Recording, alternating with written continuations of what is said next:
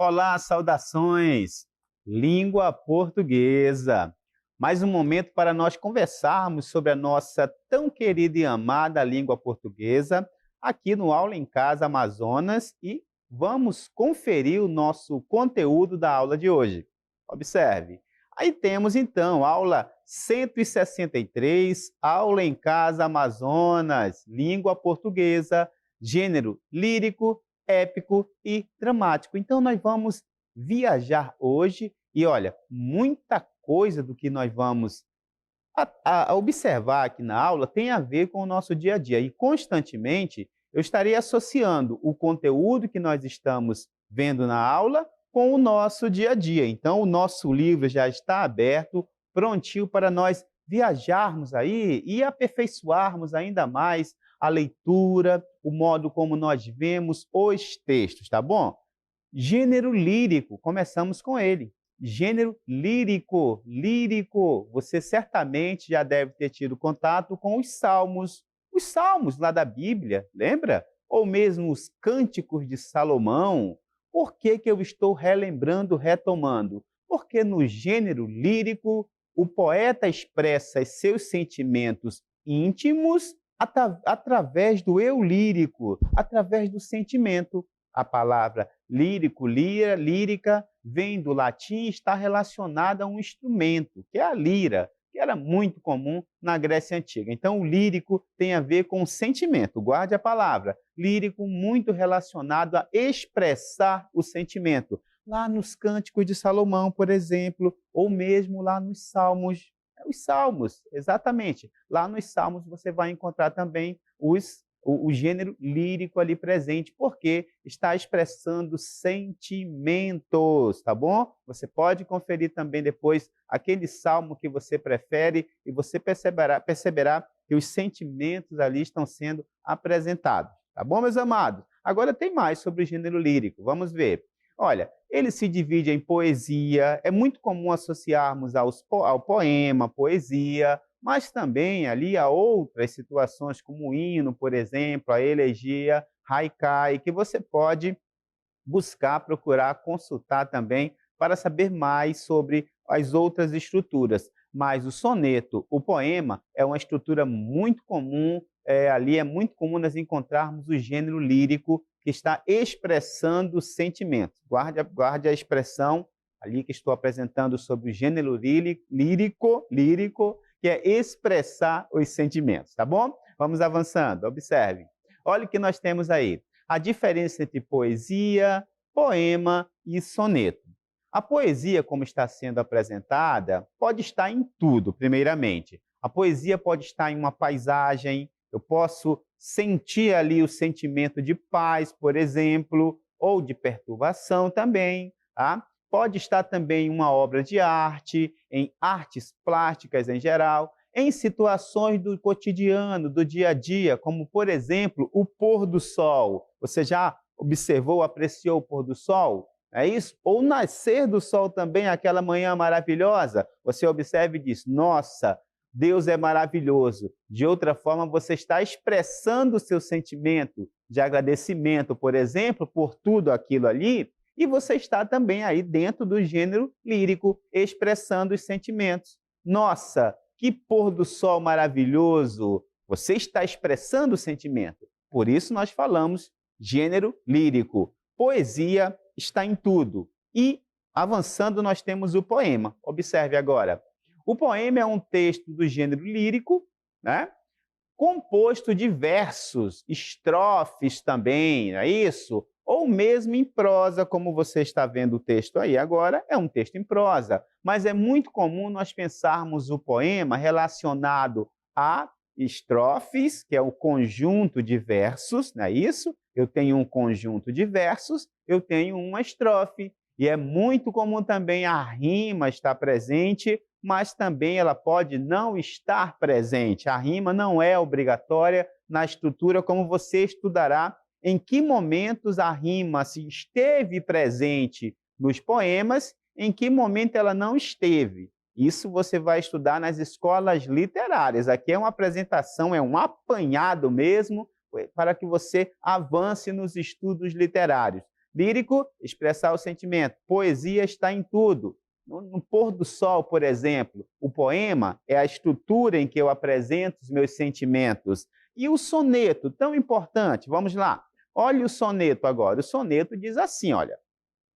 Basicamente, 14 versos. 14 versos, ok? 14 versos em 2 quartetos, 2 tercetos. 2 quartetos, 2 tercetos. Basicamente, então eu tenho 14 versos, mas é importante que os 14 versos estejam estruturados, ou melhor, em 4 estrofes, sendo 2 estrofes com 4 versos e 2 estrofes com 3 versos, ou seja, 4 versos, quarteto, 3 versos, terceto, tá bom? Basicamente, a ideia de que você precisa saber sobre o soneto, e nós temos um soneto para que você observe toda a sua estrutura. Vamos ouvi-lo, tá bom? Vamos lá. Soneto de fidelidade. De tudo ao meu amor serei atento, antes e com tal zelo e sempre e tanto, que mesmo em face do maior encanto, dele se encante mais meu pensamento.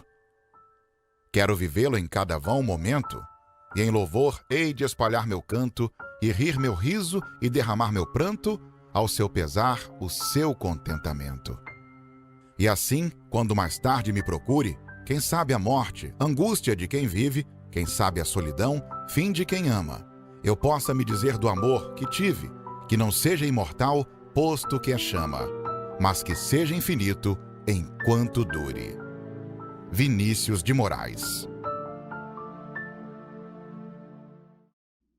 Mas que seja infinito enquanto dure. Eu estou expressando meus sentimentos, não é isso? Que o amor que eu estou vivendo seja eterno enquanto dure. Então, você percebeu, 2 quartetos, 2 tercetos, é o famoso soneto, muito famoso, tá bom? Então, nós estamos apresentando a estrutura do soneto e, claro, Vinícius de Moraes, você encontrará em muitos outros momentos da sua vida acadêmica. Gênero lírico, nós falamos, expressar o sentimento. Poesia está em tudo, no pôr do sol, por exemplo. Aquela paisagem ali do rio com a floresta, por exemplo, e avançamos para o poema, é isso? E depois para o soneto e agora para o gênero épico. Vamos lá? Observe aí. Gênero épico, olha que interessante, é importante você destacar, observar algumas situações.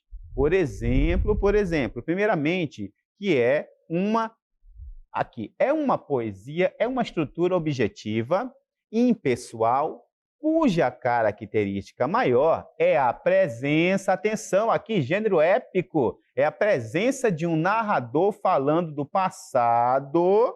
Olha que interessante, do passado. O tema é normalmente um episódio heróico da história de um povo. Você certamente já deve ter ouvido também estruturas poéticas em que se exalta o povo, a história de um povo, o sentimento de um povo. Então, quando nós encontramos a estrutura poética exaltando a história, ou melhor, de um povo, nós temos uma estrutura do gênero épico. E nós temos exemplo aqui, nós vamos observar agora. Olha o que nós temos aí agora.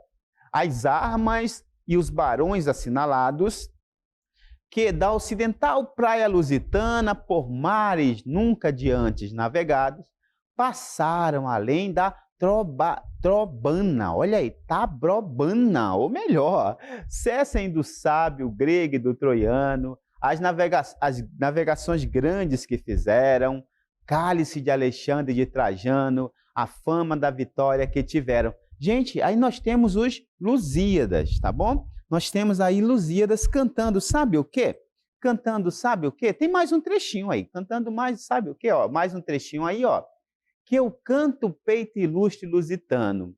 Olha aí, a quem Netuno e Marte obedeceram. E aí nós temos Luís Vaz de Camões, os Lusíadas, cantando o povo português, cantando a história do povo português. Você vai encontrar os Lusíadas em diversos outros momentos, e o que você vai guardar é que os Lusíadas canta a história do povo português. Então, você vai encontrar também em outros momentos, olha, já estamos aqui em um outro cenário, para que você daqui a pouco conheça outro gênero, tá bom? Então, nós temos o quê? Nós temos a estrutura da épica cantando a história de um povo, lírico expressando os sentimentos e o épico cantando a história de um povo. Você vai encontrar muito na literatura estruturas épicas cantando a história de um povo, tá bom? Você vai encontrar também no cinema, filmes, por exemplo, séries também contando a história de um povo, e ali se associa muito à estrutura épica, tá bom, meus amados? Lírico, épico e dramático agora. Vamos lá. Olha o dramático aí. Olha o drama, significação. Dramático, drama, significação. Gênero dramático pertencem os textos em poema ou prosa feitos para serem representados. Isso significa que, entre o autor e o público, desempenha papel fundamental o elenco. Aí nós temos o diretor, o cenógrafo, os atores, enfim, toda uma turma ali permitindo que a ação aconteça, não é verdade? Você certamente já viveu momentos em que você presenciou cenas, não é isso? Sendo apresentadas para o público, cenas sendo desenvolvidas para o público. O teatro é muito forte, é muito presente em nossa sociedade. E olha aqui um trecho interessante que nós vamos ver agora. Olha aí. Qual o ser que de manhã anda com 4 pernas, ao meio-dia com 2 e à tarde com 3? Claro, vou aqui adiantar já, você vai encontrar em outros momentos, mas é o homem, não é isso? O homem, ao nascer, olha aí, 4 pernas ao nascer. Quando adulto, jovem, ali com 2 pernas, não é isso? E na velhice nós temos o quê? Nós temos a bengala, a famosa bengala, né? A bengala ali representando as 3 pernas, né? Em relação ao que está sendo apresentado aí. Então, queridos, nós podemos encenar o que você está lendo agora. Nós podemos representar o nascer de um homem, de um ser, o viver e o falecer também pode ser representado. Olha que interessante aqui uma cena que nós temos agora.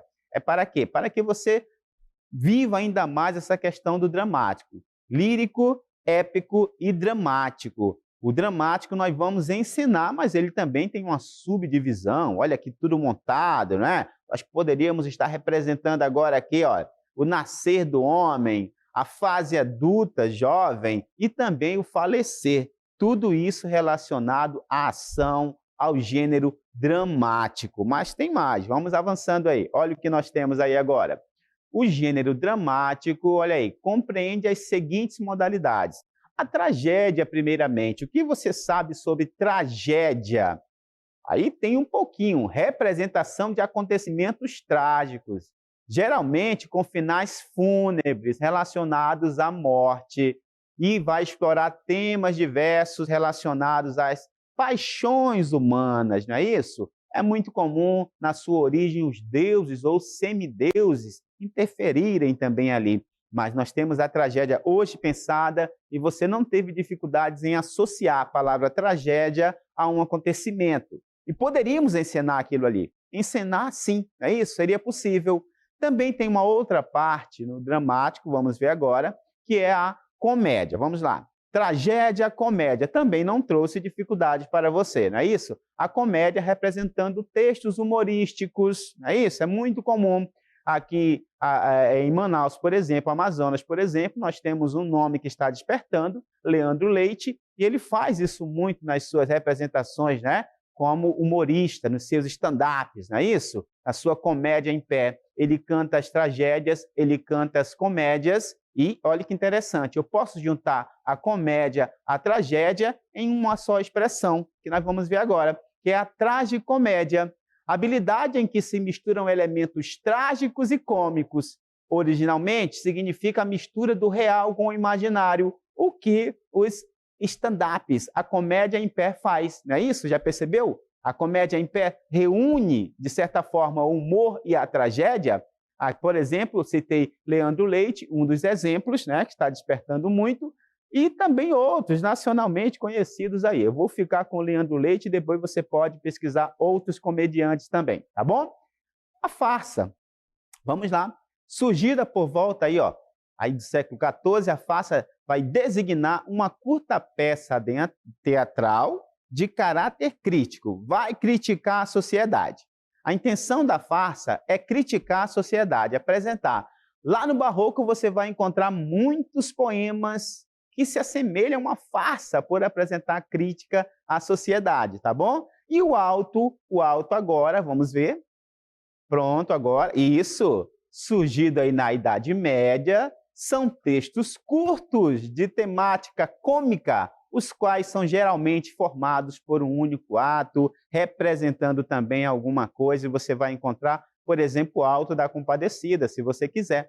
Foi transformado em filme também. Ufa, viajamos. Falei que seria uma viagem, estamos viajados agora, e claro, você pronto para continuar os estudos literários, e vamos à nossa DLI.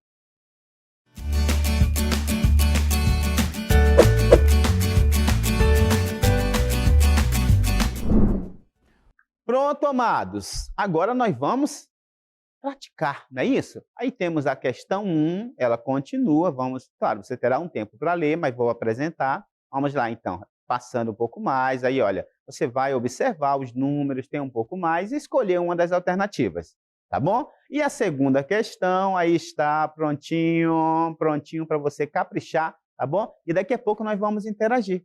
Até já!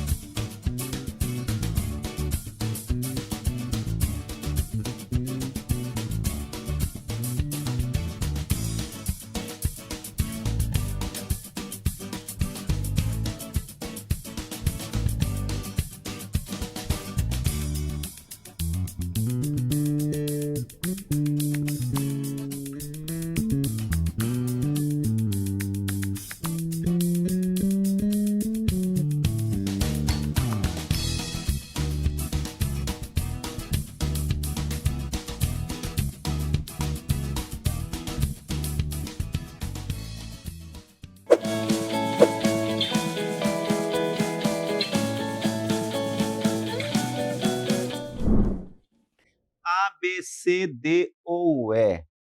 Qual é a sua resposta? Nós temos duas questões foram apresentadas, não é isso?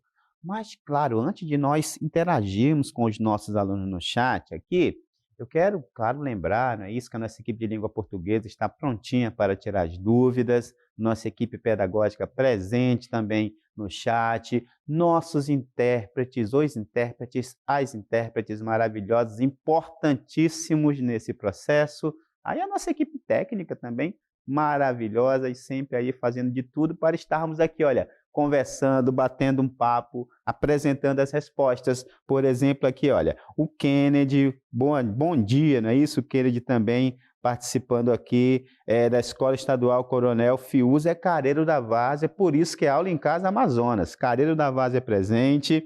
Olha aqui também, Dirley também, questão 1, letra A. A questão 1, letra A, e a 2 também, letra A. O Kennedy também, letra A para as duas. E o Johnny escreveu o nome ao lado. Eu gosto muito, Johnny, porque pronuncia completamente o nome do aluno, não é isso? Johnny Pessoa. Letra A e letra A também. Vamos então conferir? Vamos lá. Olha o que nós temos aí então. A primeira, tá aí, vamos já passando aí para ver a resposta. Vamos lá, passando um pouquinho mais. Isso, já para a resposta. Aqui então. Pronto, chegando aqui, muito obrigado pela sua participação no chat. E aqui, pronto, estamos chegando. Olha que interessante, olha que interessante aqui. Representa sentimentos e emoções. Representa sentimentos e emoções.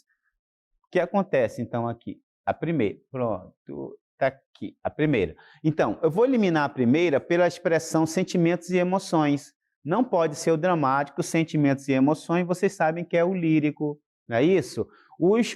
Nos textos dramáticos, o poeta despoja-se do seu eu sentimental. Não, se tiver eu, sentimento, emoções, você vai pensar no lírico. Aqui nós temos então, por que nós temos então como resposta aqui, já vamos chegando, pronto, chegamos. Por que a 3 e a 4? Observe a 3, né? Dramáticos são produzidos para serem representados. Você já conseguiria ir, tá bom? Representados. E a 4, olha, a comédia, atrás de comédia, sim, nós vimos agora há pouco, estão relacionados ao gênero dramático. Por isso a letra A, nossos alunos perfeitos, né?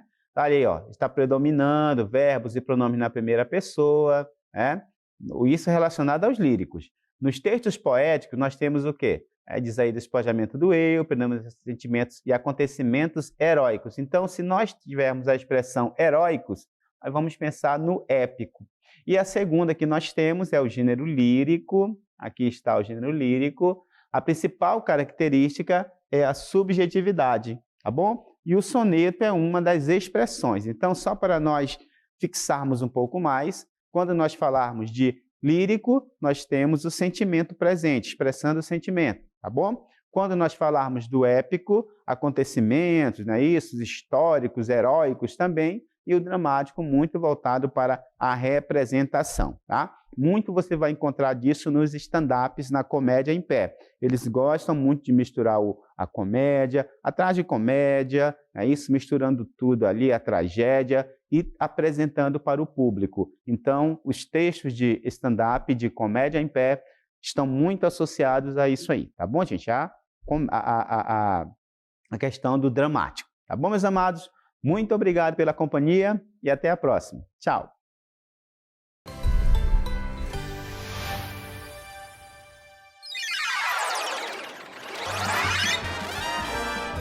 A sua aula continua no próximo vídeo.